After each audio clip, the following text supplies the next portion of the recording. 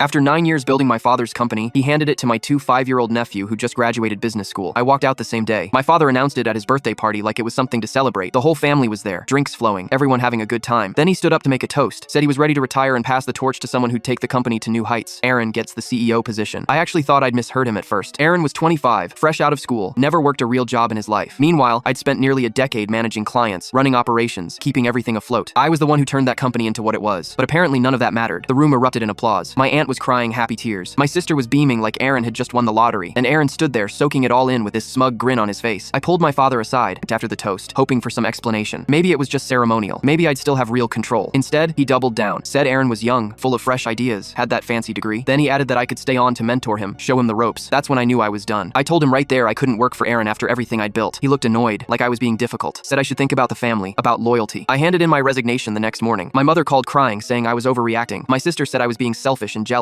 Even some cousins weighed in, telling me to be the bigger person. Nobody seemed to care that I'd given up 9 years of my life for that company. The first few weeks after leaving were rough. I kept second-guessing myself, wondering if I'd made a huge mistake. But then I started hearing things. Aaron fired 3 senior employees in his first month because they didn't vibe with his vision. These were people who'd been there from the beginning, who knew the business inside and out. Then he started messing with contracts I'd spent years negotiating, changed terms, pushed for deals that made no sense. Clients started walking away, confused and frustrated. My former coworkers were texting me saying it was chaos, that Aaron had no idea what he was doing. 2 months in, I heard about the financial fraud. Aaron tried to inflate some numbers to impress a major client. Got caught immediately. The kind of rookie mistake that makes you wonder how someone could be that stupid. But he was young, inexperienced, and in way over his head. The lawsuits started piling up. Clients were bailing. The company's reputation was tanking fast. And through it all, my parents kept making excuses for him. He's under pressure. He just needs time. He's still learning. 4 months after I left, my parents showed up at my door. They looked terrible. Older somehow. Worn down. My mother's hands were shaking when she asked if we could talk. They needed my help. The company was in trouble. Aaron had made mistakes. Big ones. I just stared at them. Asked what they expected me to do about it. My mother reached for my hand. Said I knew the business better than anyone. That they needed me to come back. My father admitted they'd made a mistake. That Aaron wasn't ready. It should have felt good hearing that. Instead, it just made me angry. They'd thrown me aside like I was nothing. And now they wanted me to clean up their mess. I told them no. Said I'd already started my own firm. That I was building something for myself. Former clients had been reaching out, eager to work with me again. People I'd known for years who trusted me. I'd put together a small team. Nothing fancy. But we were growing. My father tried the guilt trip. Said I was turning my back on family. I reminded him he turned his back on me first. They left pretty quickly after that. But the calls kept coming. Voicemails, emails, text messages. My sister even sent a lawyer's letter accusing me of stealing clients. Like the people I'd worked with for years didn't have the right to choose who they wanted to work with. I ignored all of it. Kept building, kept growing, hired more people, signed more clients. 6 months after I walked out, I heard through a mutual contact that they'd sold the office building just to stay afloat. The place that had been company headquarters since the beginning, gone. Aaron had apparently stopped showing up to work, couldn't handle the pressure. Then last week, the same contact reached out again with an update I didn't see coming. My father's company officially filed for bankruptcy while I just closed a deal that required signing the lease on our second office location. Some people spend their whole lives waiting for approval that'll never come.